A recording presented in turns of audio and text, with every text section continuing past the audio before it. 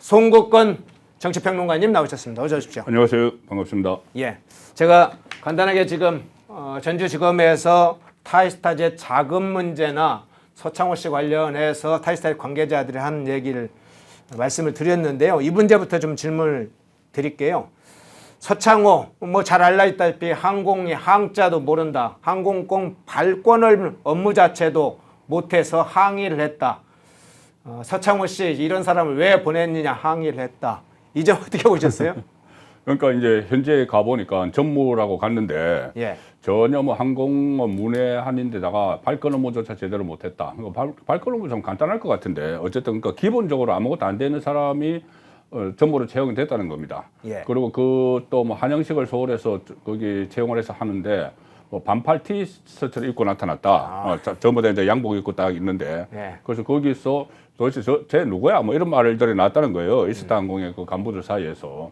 그러면 이것은 이 특혜 채용에 대해서 명백한 그 정황들이 되는 것이죠. 예. 특혜 채용을 했기 때문에 전혀 모르는 사람이 나타나서 그냥 나는 이 회사 직원 그러니까 소속감이 없는 거죠. 반팔 티셔츠 입고 그냥 나타났다는 것은 나는 어차피 뭐 우리 그 장인어른이 꽂아 넣어줬는데 일도 할 줄도 모르고 나는 월급만 받으면 돼. 뭐 이런 생각이었겠죠. 그러니까 특혜 채용 정황이 그 분명히 드러났다. 이런 측면에서는 지금 최근에 이제 나오는 여러 가지 이야기들 어떤 업무에 대해서 파악도 하지 못했다. 만약에 이상직이 항공사가 아니고 다른 업종에 있었으면 그 업종으로 취직을 했을 거예요. 그 무슨 전자 예를 들어서 뭐 전자회사라면 아마 전자 쪽에 또 태국에 뭐 취직을 시켜줬을 거예요. 그러니까는 항공 업무를 위해서 채용한 게 아니라는 거죠. 그러니까 이 상황은 지금 민주당의 친문들이 지금 일제히 이 라디오에 등장을 하기 시작을 했거든요. 예. 문다혜 씨가 이제 나 참지 않는다. 이쯤 되면 막가지는 그죠. 이러고 나서 이 말을 하고 나서 이 SNS 글을 올리고 나서 갑자기 뭐 윤건영, 고민정, 조국이 막 라디오에 나오기 시작을 했어요. 그것에 나와서 하는 말 중에 하나가 입을 다 맞췄던데 그 중에 하나가 아니 그럼 대통령 사위는 취직도 못하느냐. 취직해서 월급 받은 건데 그게 뭐가 뇌물이냐고 하잖아요. 일단 일을 안 했다는 것이고 그 취직을 한 게 아니고 적을 걸어놨다고 우리 보통 표현을 하잖아요. 네. 여의도 가면은 여의도 낭인들 그런 사람들 좀 있습니다. 어디다 적만 걸어놓고 이제 그 월급을 받는 이런 사람들이 있어요. 간혹 예달에 있었어요. 요새는 없는지 몰라도. 자, 그런데 이제 그런 시기니까 이게 첫째 문제가 되는 것이고 그리고 월급을 받도록 해준 그 대가가 그 앞에 선행이 돼 있잖아요. 중진국 이사장을 4개월 전에 준 거. 근데 이거 중진국 이사장 주고 이런 거를 일 안 하고 이런 건 다 빼고 월급 받았는데 무슨 이게 뇌물이냐고 이제 민주당 스피커들이 이야기를 하기 시작하는데 이런 정황들, 그러니까 항공 업무 전혀 몰랐다. 무슨 아무 그 소속감이 없었다. 이런 것들은 그 논리를 또 깨는 정황들이 될 수가 있는 거죠. 예. 자, 구체적으로 한두 가지 좀 더 살펴볼게요. 타이스타젯 관계자의 항의가 있었다고 하는 건 지금 앞서 이야기를 했습니다. 항공권 발권도 못한다. 항공 업무 뭐 전반을 모르는 것뿐만 아니라 발권 업무도 못한다. 발권 업무를 못하면 대개는 인턴 수준으로 채용을 하겠죠. 그래서 인턴 정도의 어쨌든 월급을 주겠죠. 그런데 이거에 대해서 이스타항공 측이 이렇게 얘기를 아까 했다고 그랬습니다. 서창호 씨 그분에게 일을 시키지 말아라. 일 시키지 말고 그냥 놔두면 되는 사람이다. 그러면 항공일에 대해서 발권권 업무도 못하는 사람에게 일을 시켰다는 것은 항공일을 시키는 게 아니고 다른 목적이 있다. 그 누군가 뒤에 있어 채용을 해준 것이다. 그것을 사실 직접적으로 암시하는 말이기도 하죠. 그렇죠. 지금 박스코 그 타이스타젯 대표가 예. 그 이상직에게 뭐 물어봤다는 거잖아요. 그러니까 이상직이 이제 서류하고 다 줬다는 거죠. 서류하고 주면서 이 사람을 전무로 채용해. 그리고 월급 800만 원, 그다음에 거주비 350만 원, 그것까지 다 정해서 이제 줬다는 거거든요. 근데 박스코 그 대표는 그때까지만 해도 이 사람한테 왜 이러지? 처음에는 이상직의 사위였다고 생각을 했다는 거예요. 예. 본인의 사위니까 그냥 이렇게 보내는 건가? 이게 부부가 같이 왔으니까는. 그런데 나중에 보니까 이제 수사를 시작하고 나서 그 사람이 그 문재인의 사위였다는 걸 알았다는 거거든요. 예. 그렇다면은 처음에는 아마 이게 본인은 이상적인 사위인가 이게 긴가민가 해서 이제 본사로 물어본 거죠. 타이스타젯에서 예. 도대체 이 사람이 일도 안 하는데 이거 저 채용 배경이 뭐냐고 물어보니까는 아마 이상적인 대답을 했을 거예요. 그 박석호 그 타이스타젯의 그러니까 이스타항공의 자회사 타이스타젯 대표가 아마 물어보니까 아 그 사람 일 시킬 생각을 하지 마. 그리고 더 이상 뭐 하려고 하지 마. 뭐 그렇게 했다는 거는 그 이상직 그 전 의원도 다 알고 있었다는 거죠. 아무런 그 항공에 대해서 전문 지식이 없는 거 물론 다 알겠죠. 다 그 전에 상의할 때 원래 토리저라는 뭐 게임 회사를 하다가 토리 게임즈요. 예, 토리 게임자 하다가 네. 그거 하다가 지금 뭐 실업자 돼서 지금 태국으로 뭔지 모를 이유로 태국으로 가는데 이제 도와달라 뭐 이렇게 해서 이야기가 됐기 때문에 그 전에 1억선은 받지 않습니까? 1억선 봤으니까 이거 뭐 항공사와는 전혀 관련 없는데 어쨌든 내가 정종근 이사장을 받았기 때문에 그리고 또 다른 특혜들도 받을 수 있기 때문에 일단 그냥 그냥 앉혀놓는 거니까 그거 알려고 하지 말고 일 시키려고 하지 마 그렇게 되는 거죠. 예. 자금 문제도 한번 살펴보겠습니다. 취업 특혜 과정에 관해서도 살펴봤는데 자금 문제. 전주지검이 지금 타이스타젯과 이스타항공 사이의 금전 거래가 어떻게 되었는지 이런 걸 이제 확인 중인데요. 타이스타젯에서 가지고 있었던 자금의 일부가 행방이 묘연하다 이런 것이죠. 타이스타젯이 현지에서 판매한 항공권 판매 대금이 있고 이스타항공 측에서 타이스타젯에 줬던 돈 그러니까 대여금이죠. 이 대여금을 이스타항공을 보내지 않았다. 이스타항공 측에 다시 보내야 돼. 빌려준 돈이라고 하면 그게 다시 가야 되는데 보내지 않았다. 그러면 이게 수십억, 최소 수십억 정도 판매 대금하고 대여금하면 최소 수십억이 될 텐데 이 돈이 사라진 돈 자금이 어디로 갔느냐? 이게 문다의 부부에게 갔느냐? 아니면 종착지가 이 돈의 일부는 문재인 측까지 갔는지 이 부분까지 지금 전주지검이 수사한다고 봐야 되나요? 그렇죠. 이게 구조가 가령 이런 거잖아요. 이 계열사가 타이스타젯이라는 계열사가 이 모기업 이스타 항공에 줘야 될 돈을 안 줬다는 거잖아요. 예. 줘야 송금을 해야 될 돈을 안 줬다는 건데 그 문제는 그러면 송금이 안 됐다고 이 모기업에서 문제를 삼지를 않았던 것 같아요. 그럼 모기업에서 문제를 삼지 않았다고 하면은 이상적인 문제를 삼지 않았다는 게 되는 거잖아요. 그런데 그 태국에까지 따라간 경호관의 그 계좌로 돈을 이제 수천만 원을 보냈는데 예. 그때 보면은 바트하 이야기가 나와요. 예. 태국의 통화인 바트하를 비롯해서 수천만 원. 그러면은 바트하는 태국에서 벌어들인 돈이죠. 그게 판매 대금일 수도 있겠네요. 그렇죠. 예. 바트하니까. 예. 그 월급을 만약에 바트하를 이제 받았다고 하면은 이게 수천만 원인데 한 달에 800만 원 월급 받았는데 안 쓰고 다 모아서 보낼 리는 없잖아요. 월급 다 썼겠죠, 그 안에서. 수천만 원이면은. 그러면 그런 정황이 충분히 의심이 되는 거고, 여기서 또 제가 지난주에 한번 말씀을 드렸는데, 이게 2억 플러스 알파일 것이다. 이게 그 얘기했었죠. 2억 2,300 지금은 검찰은 그렇게 파악을 하고 있는데, 2억 2,300 플러스 알파일 것이다.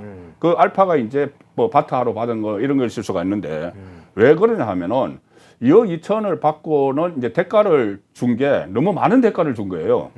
그때 제가 말씀드렸다시피 처음에 중기부 장관을 요구를 했다는 거잖아요. 이상직이. 예. 그러면 장관 자리가 2억짜리인가?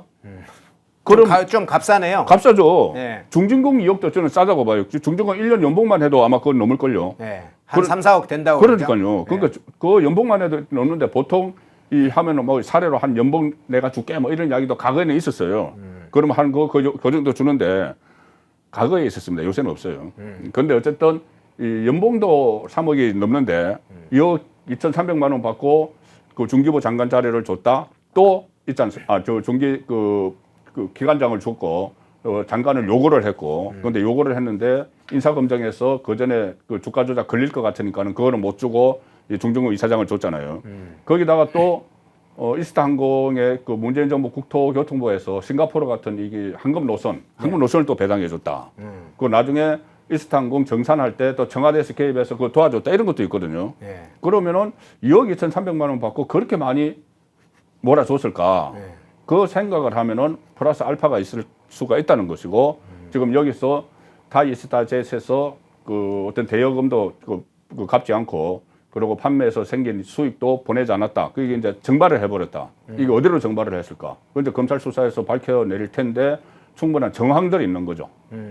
그럼 지금 나온 정황이 경호처 직원을 통해서 문다혜가 바토화를 포함해서 수천만 원을 전달한 것, 이거 전달, 그래서 국내에 들어와서 현금으로 다시 그를 찾은 것, 이건 박석호 타이스타 대표가 문다혜가 태국 이주했을 때 그 집을 알아봤고 이 과정에서도 출처가 분분한 금전이 오갔을 것이라는 타이스타일 관계자들 증언이 있었다고 하면 그 돈의 일부, 타이스타일 가지고 있는 돈의 일부가 경호처 직원을 통해서 온 것은 그 중에 한 일부일 뿐이겠네요, 그러면. 그럴 수가 있죠. 예. 경호처 직원 예를 들어서 이제 통장을 빌려서 하면은 한 사람 것만 빌렸었겠습니까? 한 사람한테 너무 많은 돈을 하면 그 사람이 부담이 돼서 그거 안 해요.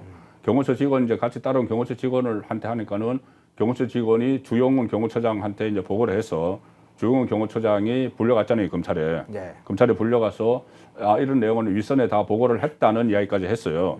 그럼 이제 그 위에 문재인도 다 뭐 윗선이 문재인인지 김정숙인지 모르겠지만 어쨌든 다 알고 있었다는 그 정황이 되는 것이고, 그러니까 경호는 뭐 한 사람한테만 한 게 아니고 다른 쪽을 통해서 또 했을 수도 있습니다. 거기 그렇죠. 그 타이스타젯 그 직원들도 있고, 이게 지금 이스타항공 측에서 직원을 보내서 그 돈의 일부를 현금으로 와서 국내에 썼을 수도 있죠. 그렇게 했을 수도 있습니다. 그리고 네. 또 하나, 이게 그때 검찰에서 나온 이야기를 보면은 이 수천만 원을 이제 경호처 직원에게 보냈는데 계좌로 네. 그 돈이 이제 한국에서 한화로 한국 돈으로 바트화 같은 걸만 보냈는데 한국 돈으로 찾았는데 그것이 추적을 해보니까는 주택을 구입하는 데 썼다 이런 말이 나와요. 그러면은 그 시점에 주택을 구입하는 데 썼다 그러면 이 문다희 집이 지금 여러 가지 막 혼재가 돼 있거든요. 네. 처음에 태국 이주할 때는 살던 집을 또 문다희 이름으로 돼 있던 것을 서창호 씨 명의로 정렬을 해서 또 팔고 나가고 그래서 또 집을 사고 막 이래요. 네. 종로구 부암동에 있다는 그 네, 집이요? 부암동 집도 이야기가 나오는데 그런데 이번에 잠시 후에 또 이야기가 나올지 모르겠는데 그 별장 제주도 별장 3억 8천만 원 출처에 대해서 윤건영은 집 팔았다고 이야기를 했습니다. 예. 그런데 부암동도 지금 살고 있어요. 압수수색을 했잖아요. 네. 집이 동시에 있던데요? 그렇죠. 근데 이제 윤건영은 그거 팔아서 됐다는 식으로 얘기를 하던데요? 그런데 별장도 있고 집도 있는데 그러면 집을 그럼 월세로 사나? 어쨌든 모르겠. 예. 그러니까 앞뒤 안 맞는 지금 해명을 하는데 어쨌든 그때 이제 그 경호처 직원에게 경호처 직원의 계좌로 수천만 원이 갔고 이제 바트화 현지에서 바트화나 이런 거 달러도 들어있었답니다. 이렇게 갖고 이것을 뺐습니다. 그럼 집을 샀다고 하면은 몇 천만 원 가지고 집 못 사잖아요. 그러면은 또 다른 계좌가 이용됐을 가능성도 충분히 있기 때문에 저는 이거 그 특별수사팀이 꾸려져야 된다고 봅니다. 이게 왜 그러냐 하면은 이 과정에서 이상직 돈뿐이 아니고 특활비가 들어갔을 가능성이 있기 때문에 그 청와대 그 유송아나 양인에서 이런 사람들하고 돈 거래가 있었잖아요. 네. 그리고 사실 김정숙 씨가 5천만 원 그 퇴임하고 나서 직후에 5천만 원 보자기에 이제 쌌다는 조선일보 보도지만 어쨌든 5천만 원 현금이 있었잖아요. 예. 그 돈도 출처를 그 분명히 밝혀야 돼요. 그래야지 이게 그냥 단순히 이상직과의 이 뭐 뇌물, 그러니까 지금 뇌물에만 다 초점을 맞추고 있는데 뇌물 플러스 특활비 유형이 나올 수도 있습니다. 김정숙 씨 뭐 옷 사고 구두 사는 데만 특활비가 아니고 이런 부분도 특활비 유형이 나올 수가 있어요. 그래서 저는 어떤 그 전담 수사팀을 꾸려야 된다고 봅니다. 특별수사본부를 꾸려야 된다. 네, 꾸려야 됩니다. 예, 그러면 지금 타이스타젯과 이스타항공 측 관련된 자금의 거래 이걸 지금 한 축으로 확인하고 있잖아요. 네. 최근에 최근에 문재인 부부 계좌를 또 압수수색을 했잖아요. 압수수색했죠. 그리고 문다혜의 계좌들까지 다 지금 확인하고 있지 않습니까? 그럼요.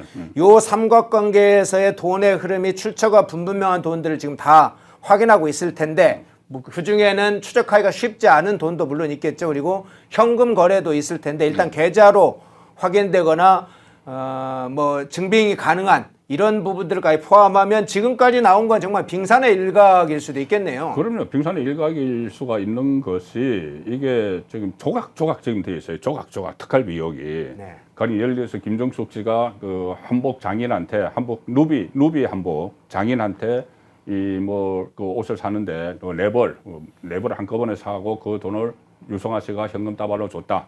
그리고 수재하 또 명의 또 그런 식으로 받았다. 이 본인들은 루비 한복 장인이나 수자 장인은 본인들 이름까지 다 대고 이야기했습니다. 다 대고 이야기했어요. 그 5만 원권 그 받았다. 다 대고 이야기했습니다. 그런 그 흔적들이 있고 문다 해시 쪽과 연결된 특갈비 의혹이 또 있고 여러 가지 특갈비 의혹이 있기 때문에 이것을 저는 한때 모아가지고 수사를 해야 된다는 거죠. 그리고 예를 들어서 문다해시 수사는 지금 서울중앙지검에서 하고 있습니다. 그 형사 2부에서 하고 있는데 예. 이거 전주지검에서 하잖아요. 예. 이 전주지검가로 빨리 서울중앙지검으로 옮겨야 된다고 봅니다. 원래 이것을 수사했던 이창수 검사장이 전주지검에서 수사를 하다가 서울중앙지검장으로 와 있거든요. 그리고 그때 이성학 그 형사3부장 전주지검 형사3부장도 중앙지검으로 와 있어요. 그 수사를 했던. 그러면은 이걸 옮겨서 종합적으로 해야 되는데 왜냐하면은 중앙지검에 이제 특수 분야 검사들이 많이 있죠. 예. 그래서 그쪽에서 수사를 해야 돼요. 이런 부분은. 물론 전주지검에서 열심히 하고 있지만 이게 일종의 게이트, 비리, 권력형 비리가 돼버리면 전주지검 차원에서 하기는 어려운 거예요. 그래서 이거를 그때도 이창수 그 검사장이 중앙지검으로 갔을 때 옮기자는 말이 있었는데 그 이원석 검찰총장이 이제 반대를 했다는 이야기가 있거든요. 예. 물론 전주지검에서도 반대를 했지만은 이원석 검찰총장이 결단을 하면 될 수가 있는데, 그런데 이원석 검찰총장이 이제 15일 되면 임기 끝납니다. 그럼 새로 그렇죠. 이제 심우정 검찰총장 체제가 들었으면은 심우정 검찰총장이 제일 처음에 할 일이 저는 이거라고 봐요. 이 수사를 서울중앙지검으로 이송을 해서 다른 여러 가지 사건들 문재인과 관련된 많습니다. 월성 원전도 있고 울산시장 선거도 있고 많아요. 그거 다 모아서 하나의 수사 전담팀을 만들어서 그 정말 이게 본인들 이야기로 정치 보복이면은 정치 보복인지 아닌지 수사를 해봐야 돼요.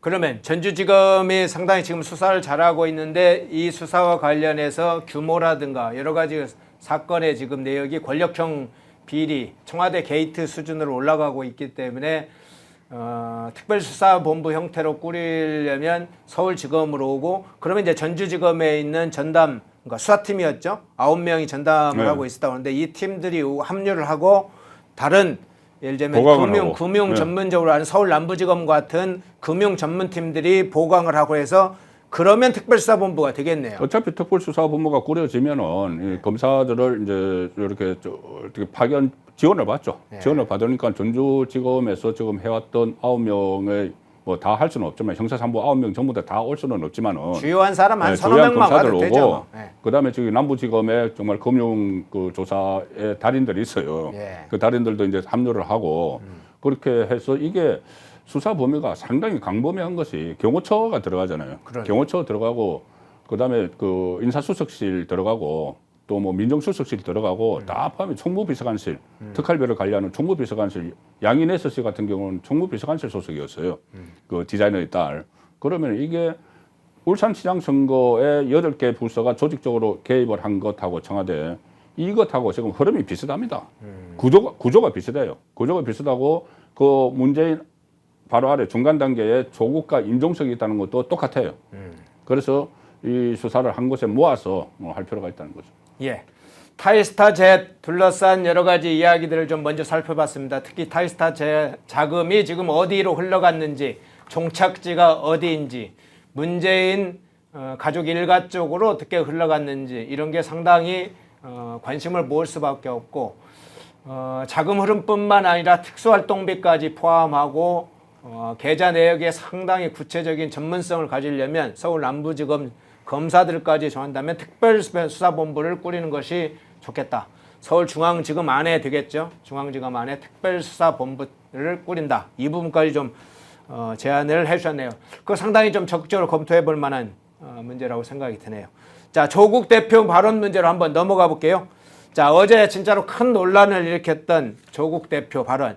원래는 윤건영이 발언을 했을 때도 좀 파장이 없진 않았지만 조국이 윤건영의 말을 빌려서 이야기를 했는데 훨씬 더 파장이 컸고 네티즌들의 비난이 아주 솟구쳤습니다. 제가 어제 특정 포탈 이름을 밝히는 그렇지만 N자 돌아가는 포탈에 등록되어 있는 기사를 보는데 조국 대표 발언 막 수천 개씩 댓글이 달려 있어요.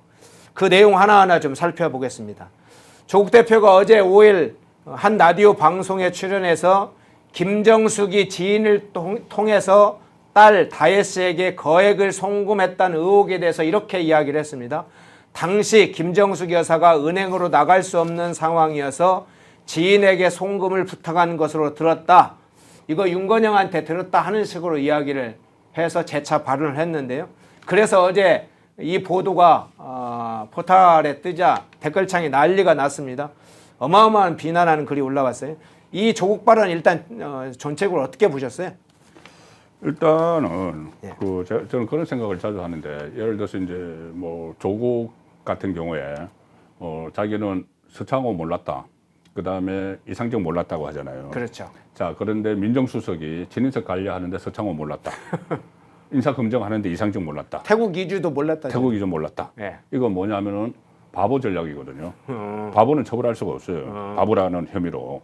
그런데 잡아 떼는 거지 않습니까? 그렇죠. 그러면은 김정숙이 이거 전자상거를 할 줄 모른다. 저 휴대전화도 이거 조작할 줄 모른다. 인터넷 뱅킹도 못해, 인터넷 뱅킹 전화로도 전화도 못해. 아무것도 못해. 예. 자, 그거 못한다는 거예요. 어쨌든. 그래서 이제 바보 전략 비슷한 거죠. 그게 그게 못한다는데 어떻게 알겠어요. 그리고 또 하나 이게 조국이 정말 사악하다는 생각을 저는 합니다. 거구 유튜버들이 진을 치고 있어서 못 나갔다. 그렇죠. 은행에 그걸 가야 되는데. 계속 강조하죠. 네, 거구라는 표현을 계속 씁니다. 예. 그러면은 이게 지금 프레임 전환을 하려는 거예요.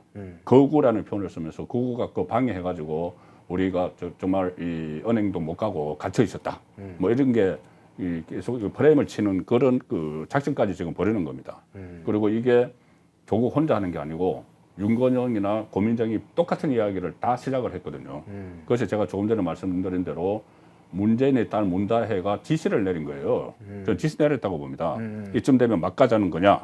그러면은 걸기하라. 나 참지 않겠어. 네. 나 참지 않아. 네. 이렇게 했잖아요.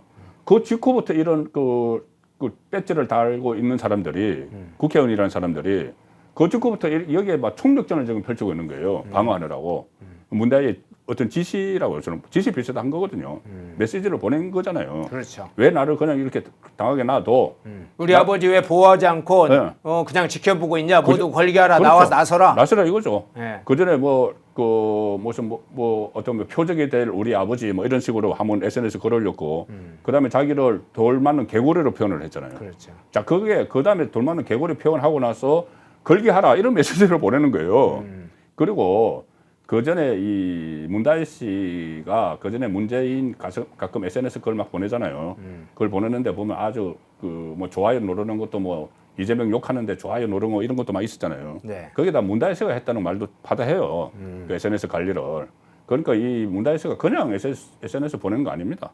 이게 뭔가 이 어떤 정치적인 로드맵을 가지고 저는 보낸다고 봐요. 근데 그거를 어쨌든 그걸로 마치 신호탄으로 해가지고 이렇게 막 하는데 하나하나 따져봐야 됩니다. 이게 조국이 하는 이야기가 얼마나 엉터리인지 하나는 따져봐야 되는데 우선 제가 이제 그걸 짚는 거죠. 거구라는 프레임 만드는 거하고 일종의 바보 작전을 쓰고 있다. 그렇군요. 자, 네티즌들이 그럼 어떻게 사실은 비난했는지 그 부분을 한번 좀 살펴보겠습니다. 사실 저희 이제 방송에도 여러 가지 좋은 글이 올라와서 중간중간 소개를 드립니다만 한번 네티즌에서 어떤 내용이 있었는지 한번 살펴볼게요. 한번 띄워주시겠어요? 예, 그것 좀 옆으로 해서 계속 띄워주시면 좋겠는데요. 제일 위에 보니까 제가 뽑은 것 중에 저게 있네요. 경호가 몇 명인데 말도 안 되는 소리 안 해. 아니 앞서 얘기했던 극우 프레임으로 해서 유튜버들이 몇 명이 이제 사실은 우리 강경 유튜버라고 이제 공격하는 네. 조국과 윤건영이 당시에 이야기하는 당시에 이제 보수 유튜버들이 시위했던 건 맞죠. 네, 몇 명이 네. 시위를 하고 있었는데 경호원이 몇 명인데 경찰이 지금 몇 명인데 그걸 상시적으로 보호를 하고 있는 그 문재인 일가들이 밖에 못 나갔다고요? 저게 저 경호까지 얘기를 했네요. 아니 그러면은 이게 이제 말은 네. 이제 돈 5천만 원을 들고 이 은행 가서 입금을 해야 되는데 그 거구 시위대 때문에 못 나갔다 이거잖아요. 그러면은 그 은행 갈 때 걸어갑니까? 거기 양산에서 평산마을에서 걸어서 은행 가나요? 네. 그냥 차로 쑥 빠져나서 가버리면 돼요. 네. 경호차도 뒤에 붙을 거고. 네. 그러면 이게 소위 말하는 거구 유튜버들이 이거 찍고 있다가 뭐 빨리 차에 가서 추적을 할 거예요. 뭘 할 거예요. 그거 말이 안 되는 저 상황을 지금 이야기를 하고 있는 거죠. 그리고 저기 댓글대로 경호원 수가 훨씬 많아요. 그 유튜브 일부에서는 65명 이야기하는데 뭐 숫자는 정확한지는 모르겠습니다만 한 제가 과거에 지난번에 알았기까지는 한 40명까지는 알았거든요. 네. 근데 65명이라는 분도 있더라고요. 예. 그러니까 그 유튜버는 몇 명인데 경호원은 65명이 맞다면 65명이고 경찰까지 있으면 그 뭐 저게 말이 안 되는 게 아니 그러면 저기 비서관한테 시켜도 되고 예. 아니 이렇게 됐지 않습니까 구조가. 그러니까 모든 게 이게 조국이 말이 안 되는 게 자 그러면은 이 김정숙이 인터넷 뱅킹 할 줄을 몰라. 네. 근데 5천만 원을 보내야 돼. 네. 보내야 되는데 인터넷 뱅킹 할 줄 모르니까는 그러면 자기 그 청와대 직원 출신한테 자기 비서관한테 이 보자기에 이제 5천만 원을 싸가지고 그거 줘서 당신이 그 이것을 저 은행까지 가서 당신이 은행 가서 이거를 그 내 친구 A 씨에게 무통장으로 입금해줘 이렇게 됐다는 거잖아요. 예. 아니 왜 그렇게 합니까? 그냥 자기가 할 줄 모르면 비서관들 다 있잖아요. 비서관들한테 나 이거 좀 돈 좀 점검해줘. 이렇게 하면 돼요. 떡떡한 돈이면은 아니면은 그 저기 심부름 시킨 보자기 사서 심부름 시킨 그 비서관도 이거 못하나 보죠? 못해서 5천만 원을 들고 갔습니까? 그러니까 하나하나 말이 안 되는 거고 가장 큰 거는 5천만 원이 도대체 어디서 났느냐. 본인이 그 인터넷 뱅킹도 못하고 그러면 5천만 원을 어디 은행 가서 찾아왔나 그럼? 그때는 또 은행까지 어떻게 나갔죠? 은행 가서 어떻게 나가서 5천만 원을 찾아왔나? 그리고 5천만 원은 그 도대체 무슨 통장에서 찾아왔는가? 왜? 아니 은행 가서 그냥 5천만 원 어쨌든 갔으면은 5천만 원을 그냥 거기서 붙이면 되지. 왜 이거를 돈을 들고 집에 와가지고 그것을 직원한테 시켜가지고 다시 은행 가서 말이 안 되는 거예요 처음부터. 예. 처음 거 한번 다시 보여주시겠습니까? 댓글 처음 거요. 예, 순서대로 좀 할게요. 은행을 못 가는데 5천만 원을 어디서 출금했을까? 검은 돈 좀 자백하는 거야. 퇴임 이후 얼마 안 돼서 그랬다고 했으니까요. 5월 9일 날 청와대를 떠났다고 치고 얼마 안 있어 며칠 만에 했다고 치고 그러면 그 현금 어디에서 났을까요? 아니 그리고 저들이 지금 생각할 수 있는 게 은행도 못 갔다면은 예. 그러니까는 그 초반에는 더 이렇게 그 유튜버들이 많았거든요. 예. 그럼 은행 더 못 갔겠죠. 더 못 갔으면 저희들이 그냥 추론을 할 수 있는 거는 청와대에 있을 때 이 돈도 짜갖고 왔다는 게 되는 거죠. 청와대에 가 있던 돈을 가지고 나왔다. 가지고 나왔다 이사할 때. 그게 이제 사실은 아주 합리적인. 그렇죠. 그걸 그렇게 보면 해석을 할 수가 없어요. 그러면 그 현금을 왜 또 5천만 원 가지고 있었느냐 청와대에서. 그러면은 청와대 5만 원짜리 가지고 막 옷 사고 구두 사고 했었는데 그거 쓰고 남은 돈 아니야? 그러면 청와대는 총무비서관이 문재인한테 월급 줄 때 현금으로 5만 원짜리로 이렇게 갖다 주나요?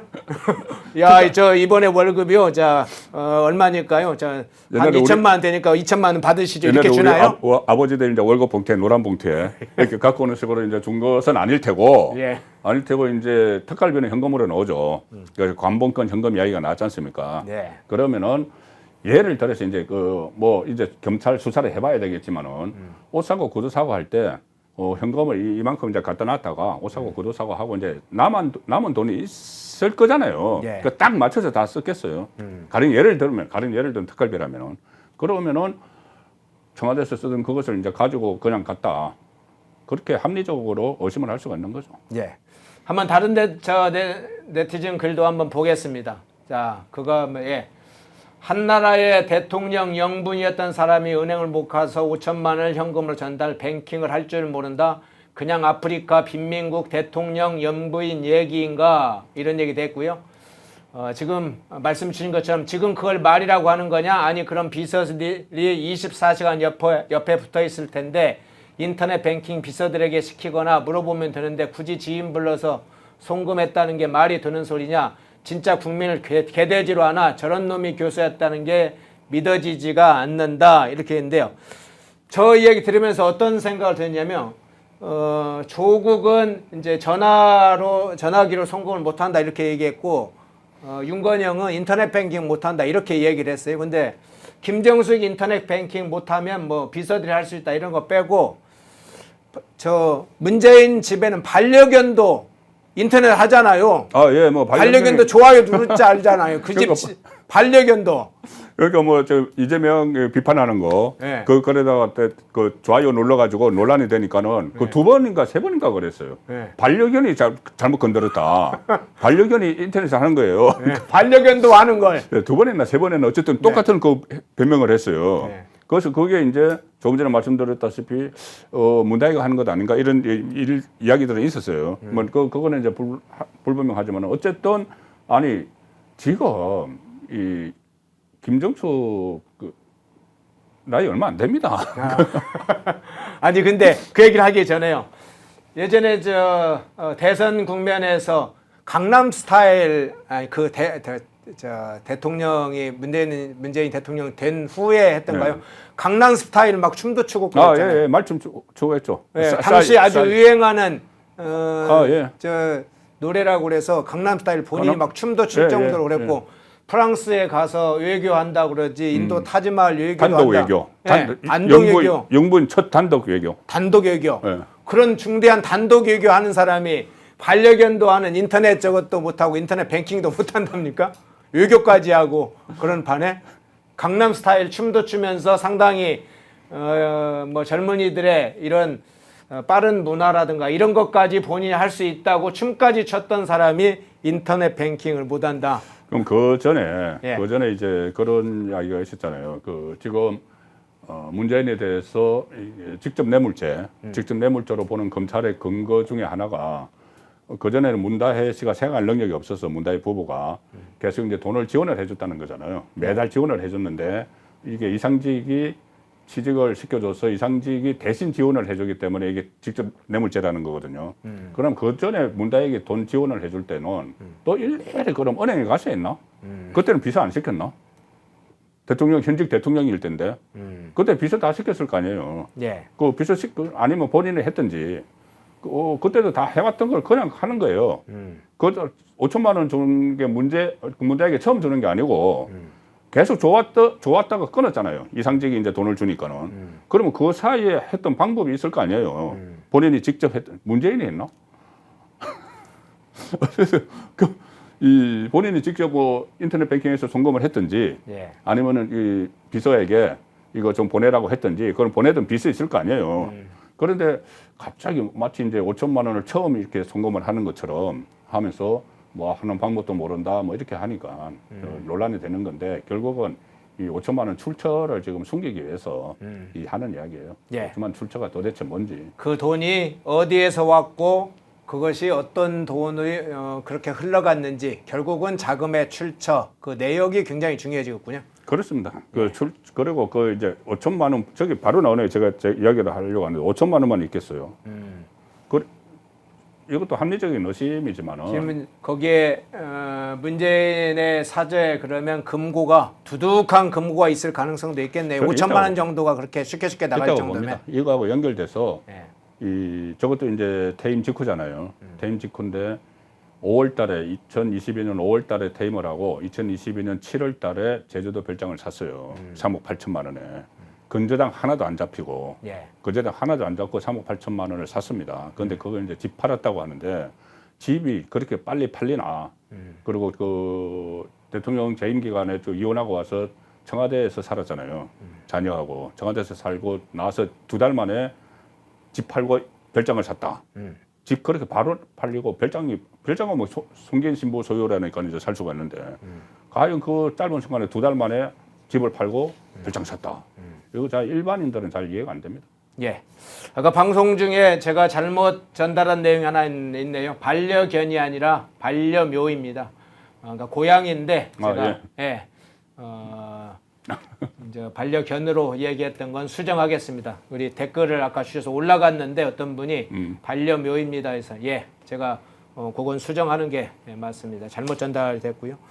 자, 고민정 의원도 한마디를 했는데 이 한마디가 조금 기가 차는 한마디네요.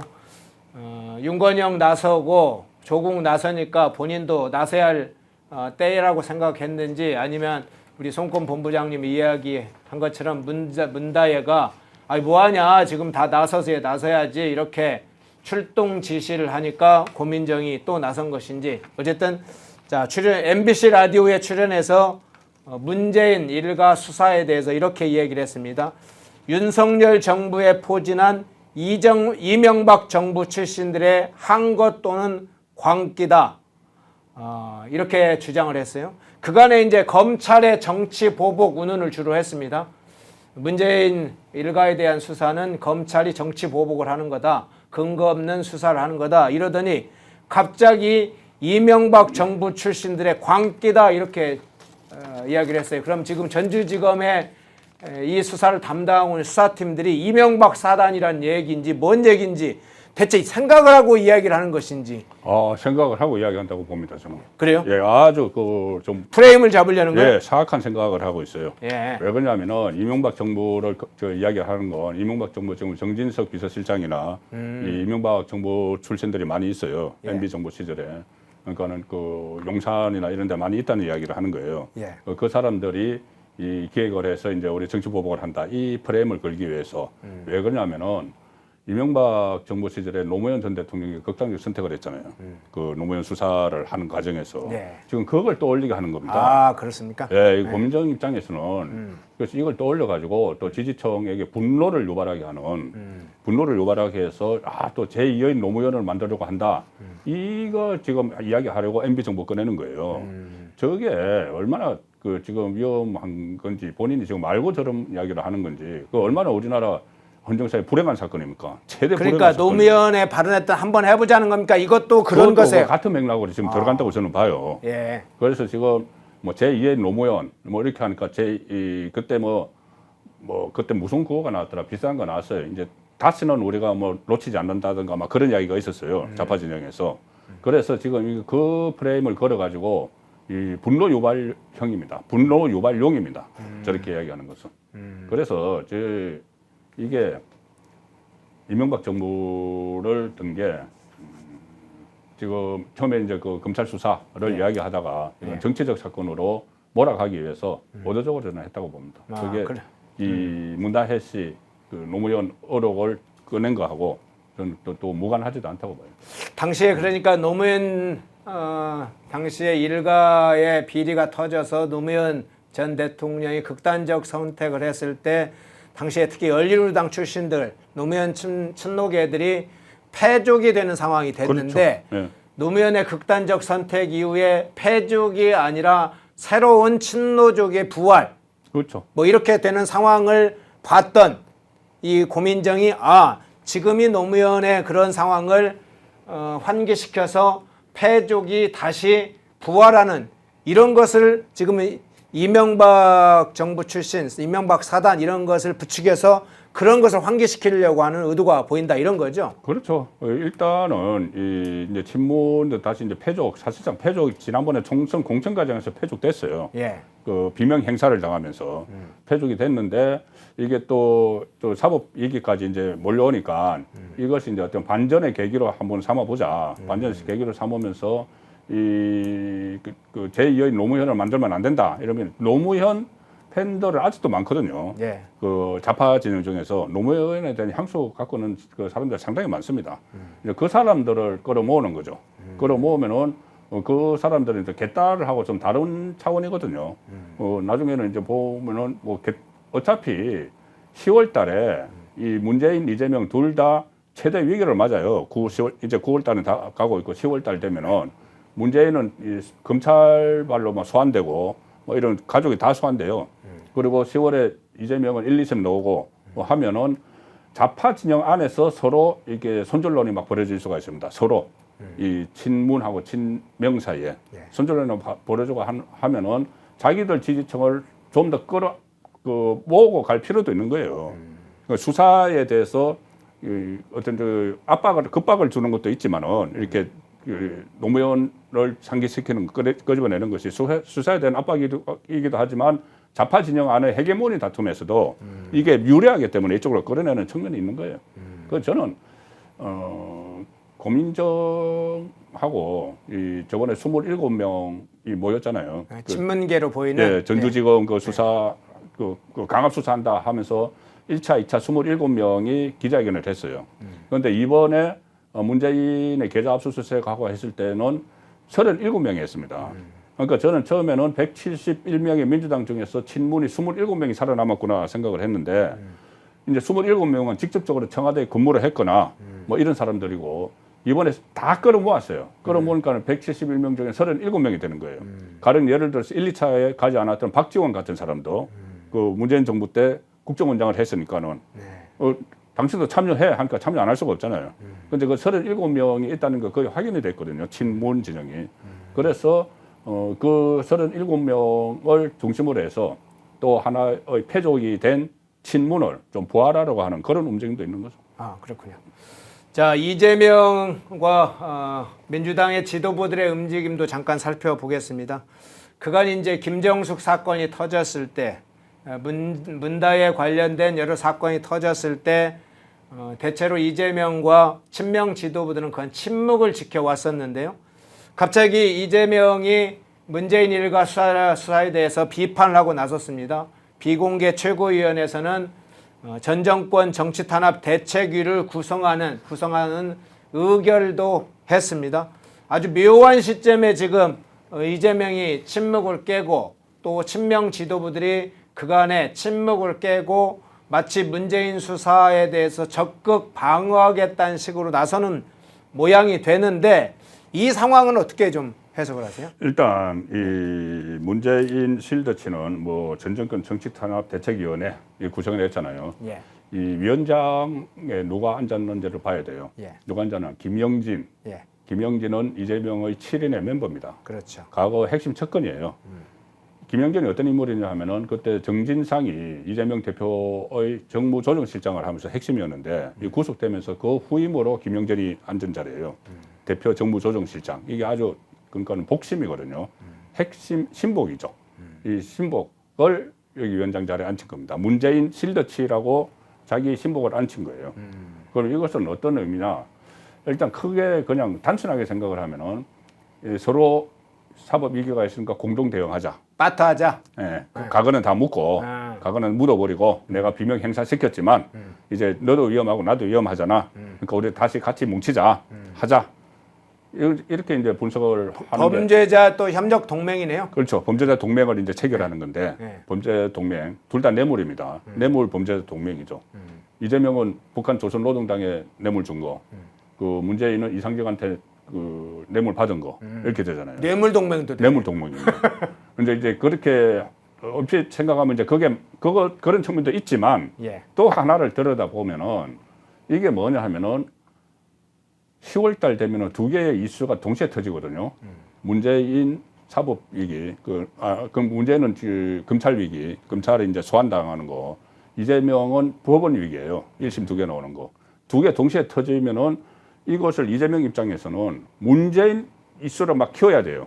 그래 자기께 못 쳐. 그러니까 문재인 이슈를 키우기 위해서는 정치적으로 막 대응을 해야 되는 겁니다. 아, 전직 대통령의 이슈를 더 그냥 키워. 확 키워버리는 거예요. 아. 그래서 자기 특권을 앉혀가지고 이 이슈 키워. 이슈 키워. 그러니까 막 계속 이제 정부에 대해서 비판을 하고 막 하면은 왜 전직 대통령이 탄압하느냐 막 하면은 이제 이게 이슈가 막 되는 거예요. 아, 전선의 앞에 문재인 이슈를 세우는군요. 문제를 내세우는 거예요. 문재인 앞에 나가라 너가. 아. 그러는 사이에 1심이 두 개가 나오면은 이 이슈가 한 타임일 때 1심 두 개가 나오면 이것도 이슈가 되겠지만 좀 이렇게 가려지는 측면이 있는 거죠.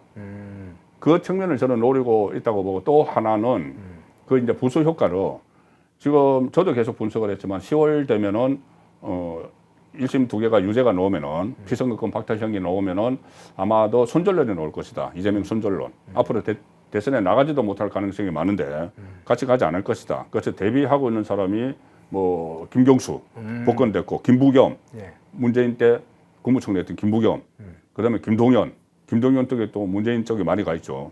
그다음에 이낙연 역시 국무총리였던 이낙연 나 아직 정계은퇴 안 했어 이렇게 하고 있잖아요.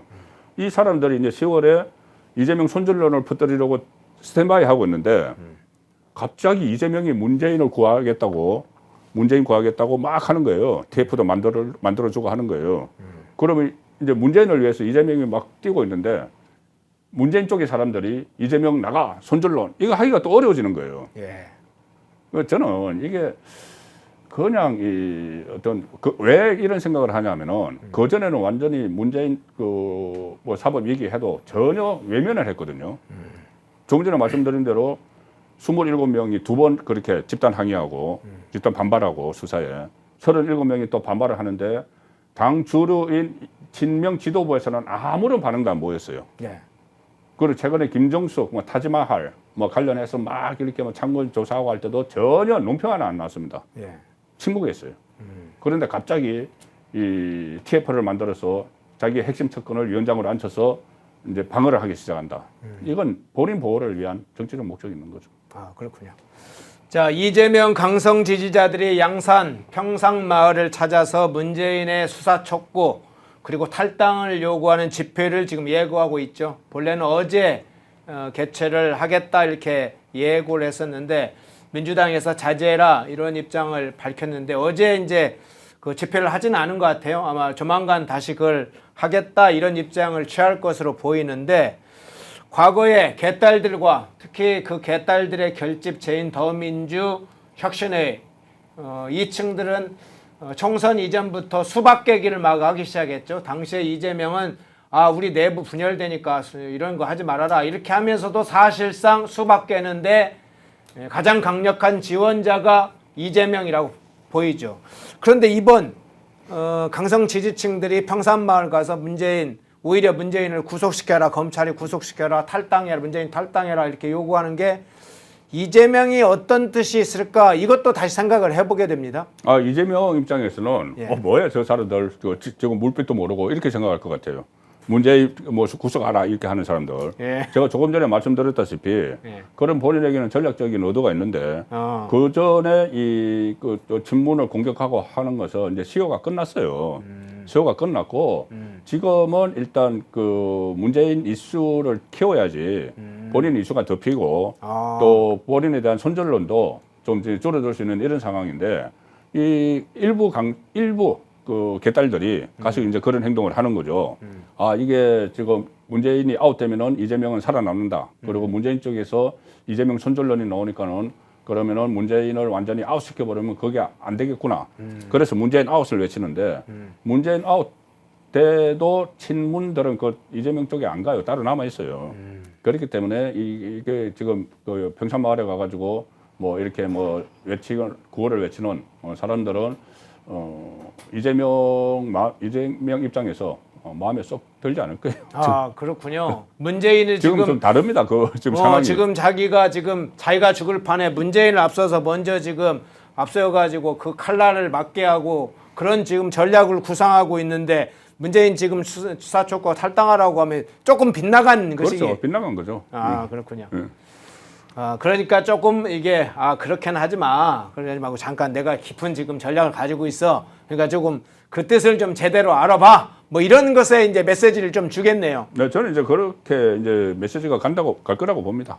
이게 지금은 자기들끼리 뭐 이렇게 따로따로 각자 도생하는 단계는 넘어섰어요. 각자 도생 못 합니다. 그래서 지금 뭐 자기들끼리 해야지 딱 목표 하나 있지 않습니까? 윤석열 정부 탄핵해가지고 조기 대선 치러가지고 우리 전부 다 셀프 사면 그 목적 딱 하나 있어요. 양쪽에 목적 하나 있고 또 조국도 그 목적 하나이기 때문에 문재인, 이재명 조국이 지금은 좀 똘똘 뭉칠 걸로 봅니다. 속에 다 엄중한 생각들은 다 가지고 있지만 지금은 자들끼리 다 그 결탁을 할 거라고 보죠. 인터넷 검색창에 펜앤마켓을 검색해 주세요. 펜앤마켓은 펜앤드마이크 구독자분들을 위한 종합 쇼핑몰로 좋은 상품으로 온라인 최저가를 목표로 하는 마켓입니다. 많은 관심과 사랑 부탁드립니다.